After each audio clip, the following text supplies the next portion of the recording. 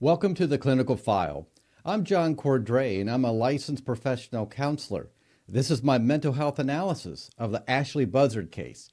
I will be focusing on the main mental health and psychological indicators while providing the backstory. I don't just talk about the crimes, I talk about the psychology behind the crimes and the mysteries that captivate us. I look beyond the facts of the case to understand the why of the crime. My analysis is based on my speculations. It's not a diagnosis of anyone involved in this case. What causes a mother to lead her child into the desert while wearing a disguise only to return home alone days later?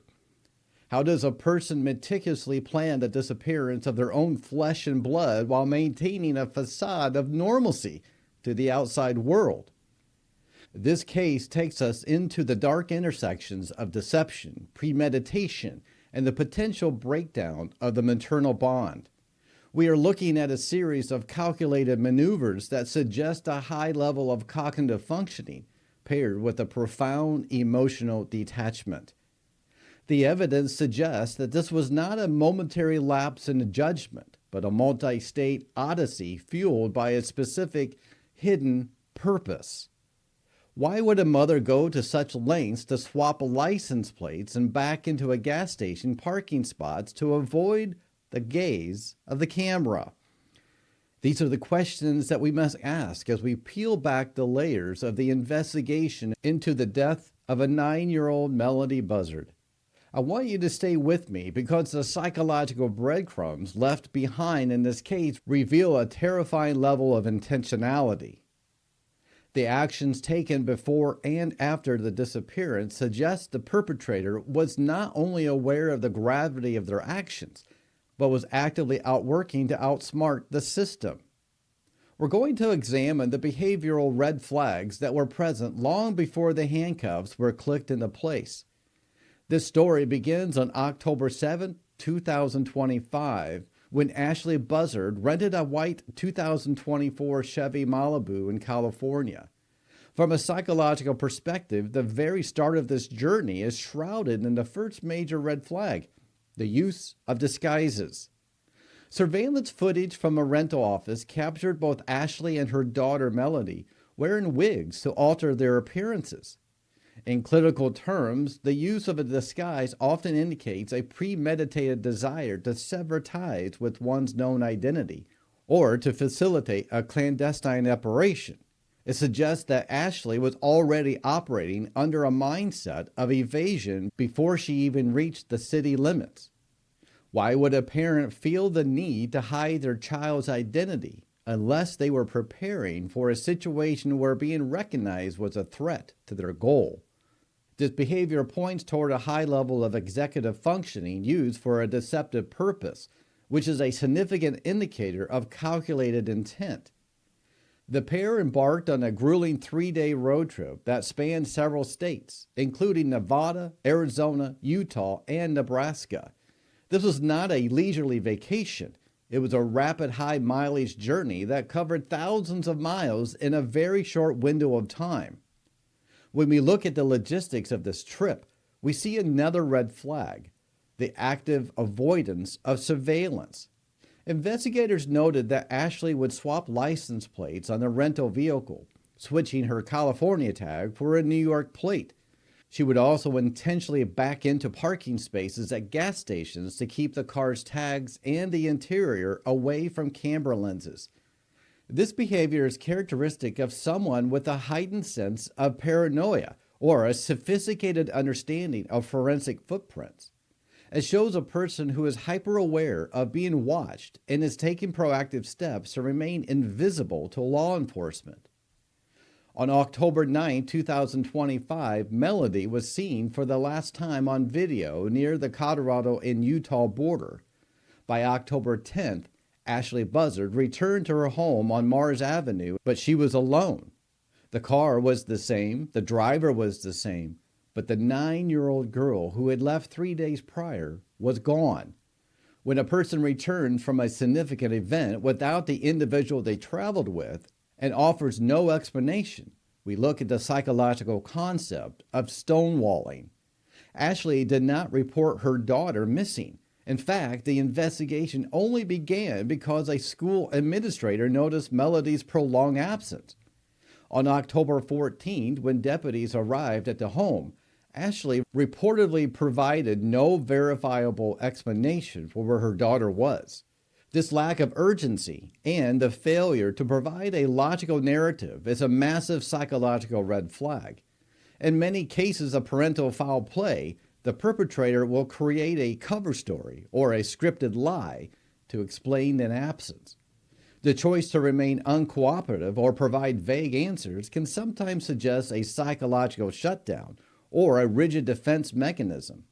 It can also indicate a lack of empathy for the child's safety, as the primary concern shifts entirely to self-preservation. Can a person truly compartmentalize the act of leaving a child in a remote area while continuing their daily life as if nothing happened? This leads us to the investigation into Ashley's behavior during the months Melodee was considered a missing person. While the community and law enforcement were searching for the little girl, Ashley's conduct remained erratic and increasingly aggressive. In November 2025, an incident occurred that gave clinicians a deeper look into her volatile emotional state. Ashley was arrested for false imprisonment after allegedly holding a man against his will at her home with a box cutter.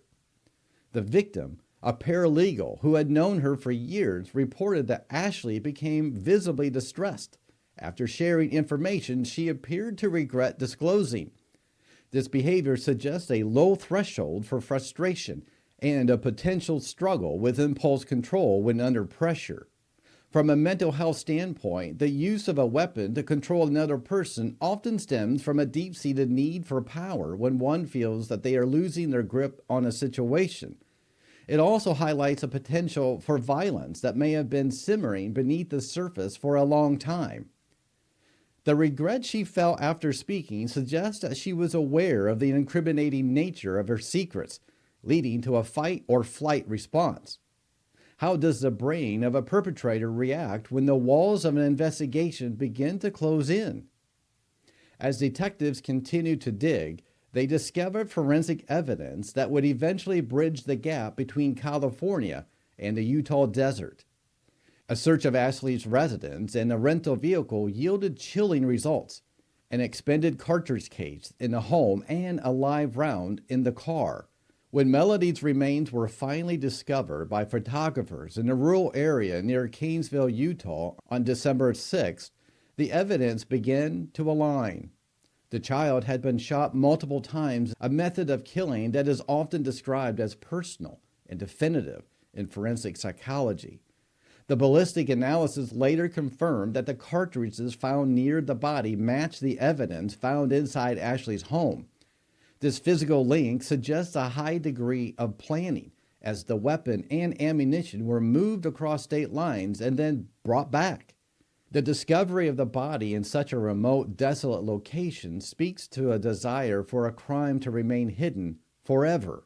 It reveals a perpetrator who likely spent time scouting or selecting a location where the chances of discovery were statistically low. This level of geographic profiling suggests the perpetrator was thinking several steps ahead of the eventual discovery.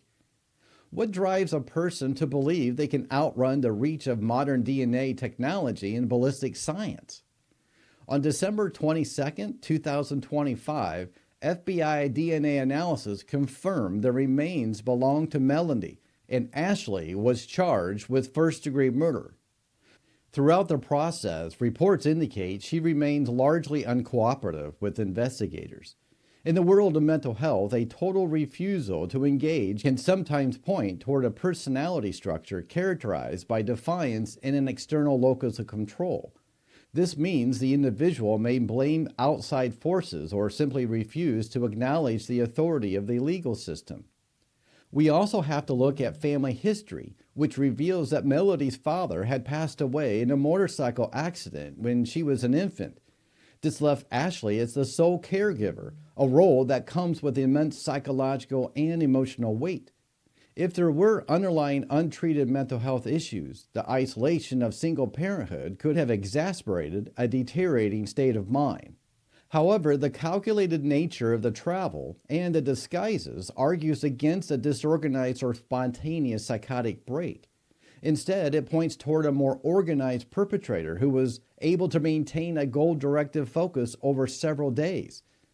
The use of wigs for both herself and her child is particularly telling because it involves a forced participation of the victim in the deception.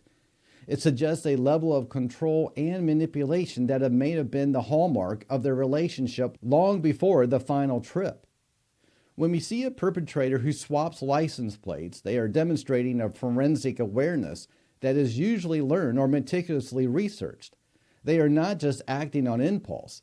They are actively attempting to defeat the tools of law enforcement. This suggests a high degree of predatory planning rather than affective or emotional violence. Predatory violence is a cold plan and carries a specific purpose, whereas affective violence is an immediate reaction to a perceived threat or emotion.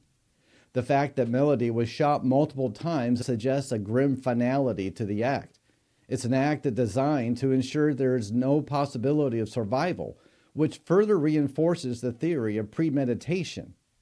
As we look at the totality of these red flags, we see a picture of a woman who was increasingly isolated and perhaps feeling the pressure of her secrets. The incident with the box cutter and the paralegal suggests that she was becoming a coiled spring, ready to lash out at anyone who had threatened her narrative. What happens in the mind of a mother in the moments after such a horrific act is committed? Does his organized mind feel the sense of relief, or does the weight of the disguise become a permanent part of their psyche? Ashley Buzzard's not guilty plea and the potential for a mental health defense will be the next chapter in this legal and psychological saga. But from a behavioral standpoint, the evidence of planning and avoidance often complicates a legal claim of insanity. Insanity usually requires the inability to understand the wrongfulness of one's actions at the time of the crime. If a person is actively hiding their identity and avoiding cameras, it implies they are very aware that their actions have consequences. It suggests they know that what they are doing is something that they must hide from the world. This case remains a reminder of how seemingly normal life can mask a deeply disturbed internal reality. The investigation into the why continues, but the how has left a trail of psychological indicators that we cannot ignore. The calculated moment, the forensic countermeasures, and the cold silence following the disappearance all point to a complex and troubling psychological profile. We must remain vigilant in understanding these red flags, not just to solve crimes, but to perhaps intervene before the unthinkable happens. It is really amazing how a person, let alone a mom, a parent, can do this to their child. It was obvious that the mom was pre-planning all of this. She had it all mapped out. She knew exactly what had to happen. She knew the size of wigs, the color of the wigs, the car, everything was planned out. And she knew the destination, what was going to happen. That is so telling. Can you imagine driving that far and all the thoughts going on in her mind, just thinking about how she was going to do it? My guess is she felt very little remorse. And that's the tragedy. There's such a tragedy in this story. Little Melodee just could not and did not stand a chance against her mom. It's the most sacred trust between a child and their mom that was shattered. Wow. So what did you think about this case? Were there any elements that stood out to you? If you want more mental health analysis of true crime stories like this one, be sure to subscribe for more. And if you found this case compelling, be sure to watch this next story. It will make you more aware of your surroundings. Thank you for joining me today. Until next time, stay curious, stay safe.